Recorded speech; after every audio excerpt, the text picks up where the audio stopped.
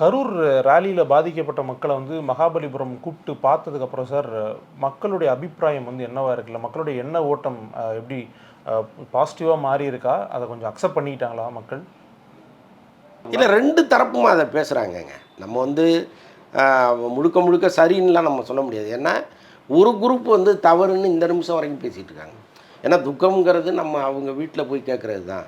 இந்த வழக்கத்தையே அவர் மாற்றிட்டாரு அப்படின்னு ஒரு பக்கம் ஒரு பெரிய குற்றச்சாட்டை வைக்கிறாங்க. இன்னொரு பக்கம் சம்மந்தப்பட்ட மக்களே அதை அக்செப்ட் பண்ணிட்ட பிறகு தேர்ட் பர்சன் நம்ம சொல்லி என்ன இருக்குது? இப்போ அவங்களே வந்து ஏதோ சூழ்நிலையின் தீவிரத்தை உணர்ந்து தான் வர்றாங்க. இப்போ அவங்க வந்து மீண்டும் கரூருக்கு விஜய் வந்தால் என்ன ஆகும்னு அவங்க கண்கூட பார்த்தவங்க, ஏற்கனவே பார்த்தவங்க. மீண்டும் வந்தாருன்னா ஒருவேளை அது மாதிரி ஒரு அந்த அளவுக்கு இல்லைன்னா கூட ஏதோ ஒரு அசம்பாவிதம் நடந்துருச்சுன்னா அது எல்லாருக்கும் கஷ்டம் தானே. சரி, ரைட், அவர் கூப்பிட்ற மாதிரியே நம்ம போயிடுவோமேன்ட்டு ரொம்ப மனமும் வந்து தான் வராங்க. ஸோ அப்படி இருக்கும் பொழுது அவங்களே அக்செப்ட் பண்ணிட்ட பிறகு அதை பற்றி மேலும் விவாதிக்க வேண்டாமேங்கிறது தான் ஒரு சரியான பார்வையாக இருக்கும்.